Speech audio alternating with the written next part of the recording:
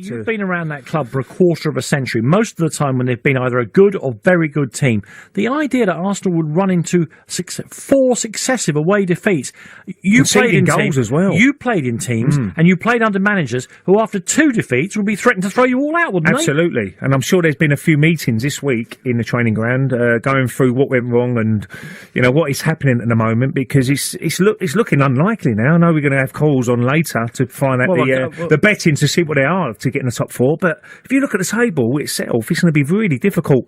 Look, you can say they've got games in hand, but some people rather have the points on the table because we know how difficult it can be, and points on the table are always congestion with fixtures coming the end of the season, and it's going to be very difficult for them at the moment. But well, listen, we'll talk about the subjects we're going to talk have on the phone in after 9 o'clock here in just a few seconds' time. We should hear from Arsene Wenger, though. I do think that part of the problem here is that the club have not nailed down whether he's coming or going. Maybe because of the run of results, they just can't bring themselves to announce that he might be staying. Whatever it is, Ray, it's led to a great deal of dissent, and the manager himself has called tonight for this critical game against Middlesbrough for unity.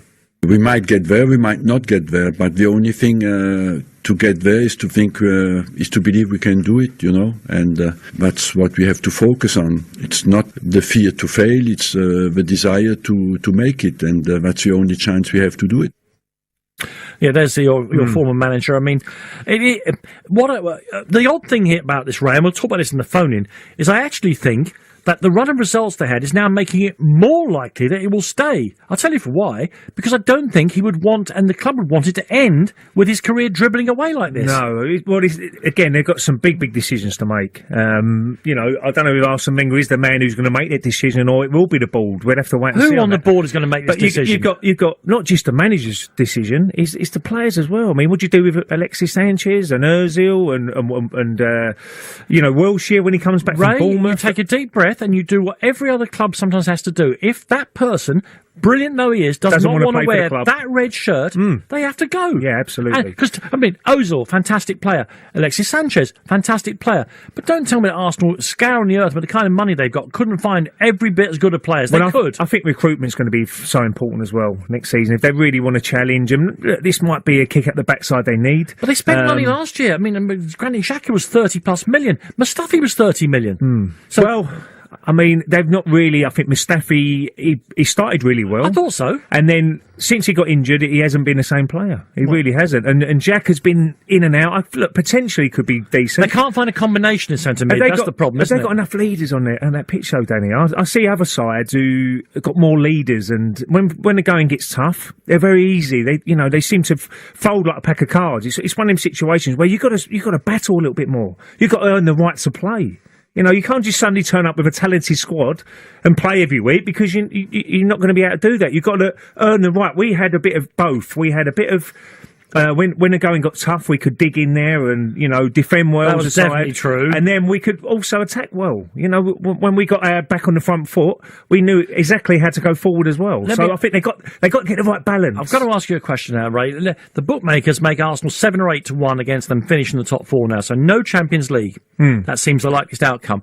Tell me, as a person who's been around the club all your life, what will that mean for Arsenal next season in terms of the club's culture and its image of itself? Or, if I tell you the last 2 teams to win the title, well, Leicester won the title without being in Europe, Chelsea are still very much odds-on favourites to win the title. They had no Europe. Could it actually do Arsenal some good to be out of the Champions League for 1 year? Well, it might be in the Europa League. Who knows? But that ain't so good. Financially, the club and Conte, he'll be looking at the books, and it will cost them financially. But what about psychologically and the image of one of the super clubs in Europe? Absolutely. And look, 20 years running they've been in the Champions League. Incredible. It is incredible for what he has achieved, especially when there's moving stadiums, because the budget wasn't nowhere near what it is now. But it'd be a shock as well, because now everybody expects Arsenal to be in it every year. And this is a wake-up call, really, because all the teams are going forward. They're investing more money in players, and maybe the wages are going up, which is not ideal for everybody, but that's the day and age of football, and you have to go with it. or you get left behind. And this might be a wake-up call to say, look, if we want to compete next season, we have to go in and buy some big players. I know it's difficult to go against Man City and the Chelseas and Uniteds who are going to spend big money, but that's the day and age. But that's what the Arsenal fans were promised when they built the new stadium. Exactly. This was the reason they moved the new stadium. This is to compete with Real Madrid was mentioned, Barcelona's and teams of that stature. So it just hasn't gone that way, and that's why the fans do get frustrated, and which I can see. Well, look, listen, I know it's a bank holiday Monday, and you might still be lying in bed listening to us. God help you if you are, you know. I wish I was still in bed then. But, of course, several questions I want to ask of you about the weekend's football.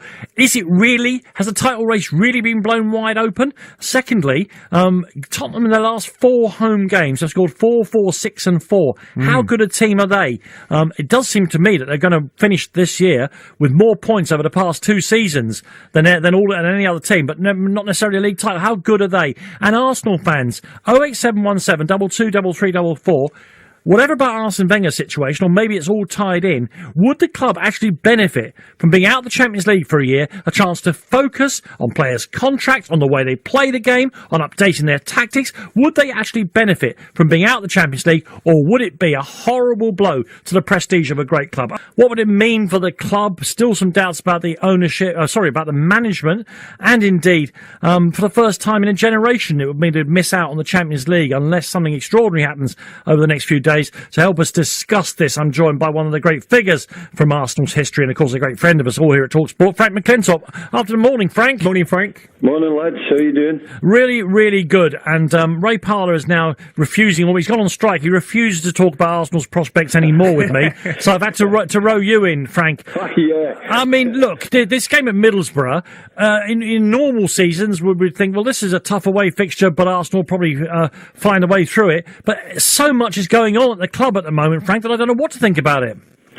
Yep, I think the same as well. I find it very surprising that Arsene Wenger can't make up his mind. Is he going to be taking the job on or continuing with the job, or else is he going to pack it in? It looks quite obvious to me that he's prepared to take it on board again.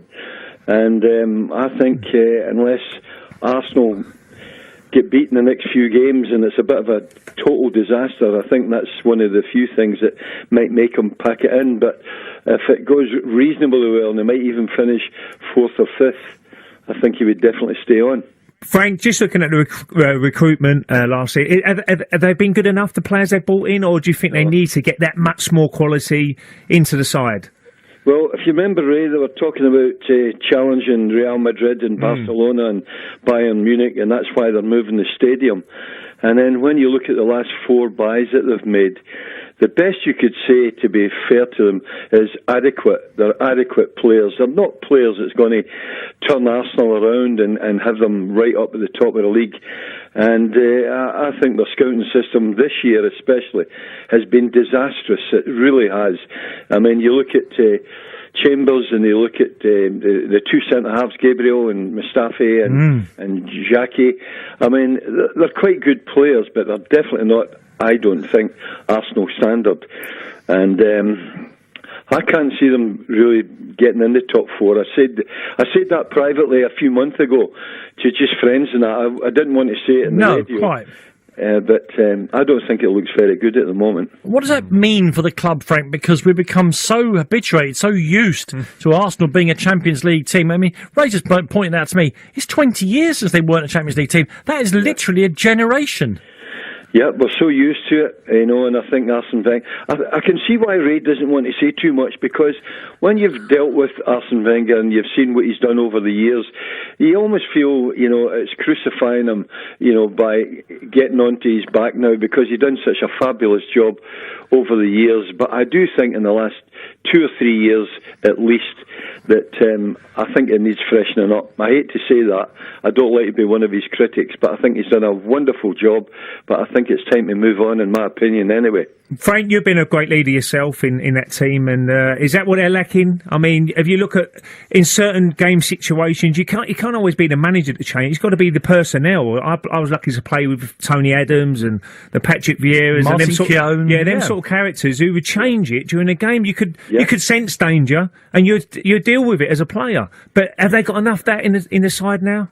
No, definitely not. I mean, in fact, Arsene Wenger, for some reason, seems to change his captain every 5 minutes. I bet he's had about 6 captains in the last 2 seasons. When you see Theo Walcott with the armband, I don't want to be unkind to a fine footballer. You think, wow, that's Arsenal's leader, is it? Yeah, I know. I thought exactly the same. I don't want to be unkind to any player who takes it on board, but he's not... That's not him anyway. You look at people, as Ray just said there, Tony Adams, Patrick Vieira, etc., etc. Or the team you played in with yourself, Peter Storey, people like that would never have allowed the team to fall apart the way they did at Crystal Palace.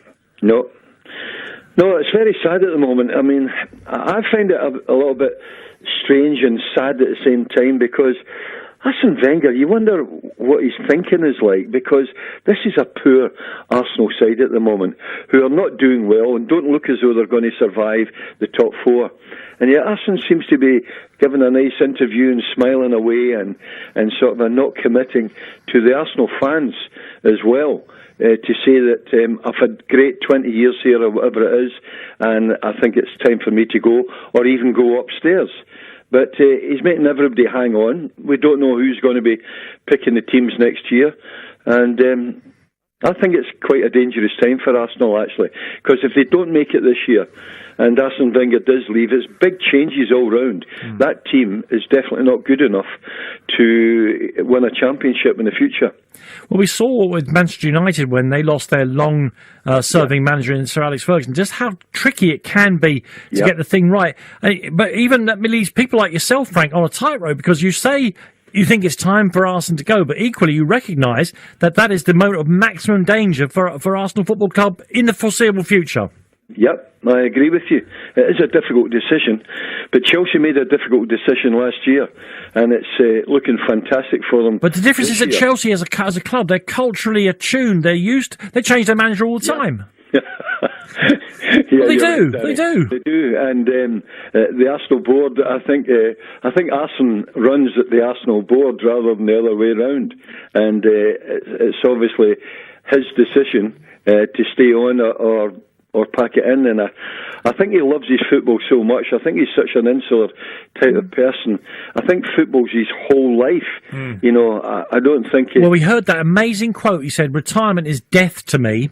Is that right? He made that quotation. Absolutely. And I thought that moment, he's definitely staying, this fella, because why would he risk his own life, as he puts it, like that? But Frank, of course, the last couple of years, 3 years, 2 of the last 3 years, Arsenal have won the FA Cup, which has given him some breathing space. They're still in that. What a pair of semi-finals we've got coming up. Do you think you fancy Arsenal at Wembley against Manchester City, neutral ground? Well, I think Manchester City at the moment, especially with Company coming back, he's made a big difference already. And I think Man City would definitely edge it. It's not definite, but they've got some wonderful forwards at the moment. I don't see Arsenal having the same sort of a competition at all. I think they're very low in morale and everything else. But you can never tell. It's a semi-final, you know, and that could galvanise the whole team. If they get a result against Manchester City, you never know what's going to happen. But it looks quite dangerous at the moment for Arsenal, and the future doesn't look very good at the moment. I hope I'm not being down all the time. I don't want to be. I go there every home game, and I'm dying to see them doing well. I'm not trying to knock them all the time, but if you're asking me my honest opinion, sure, I think it's going to be a tough job for whether it's Arsene next year taking over again, or whether it's somebody else being brought in. Okay, well, listen, Frank, as always, your honesty is very much appreciated. Thank you very much there. Of course, a great player at Arsenal, great captain for Arsenal this time, Frank McClintock, joining us there. And of course, if you want to talk about this, 08717 223344, that's 08717 223344. I was shocked after on the full-time phone-in 2 weeks ago when several Arsenal fans rang up and said, well, they didn't say they wanted Arsenal to lose, but they bet against it. They bet on Arsenal to lose. They're at least getting some comfort out of it. But I wonder how many Arsenal fans would even accept them finishing outside the top 4 if it meant they would get the change of manager that so many of them seem to want. Talk to me about Wenger. Talk to me about the future. I want to hear as well on 08717 223344 about whether we really have got a league title race, or whether perhaps Spurs left it a bit too late now to be catching Chelsea. Anything else that's been bothering you over the weekend about football, we'd love to hear about it.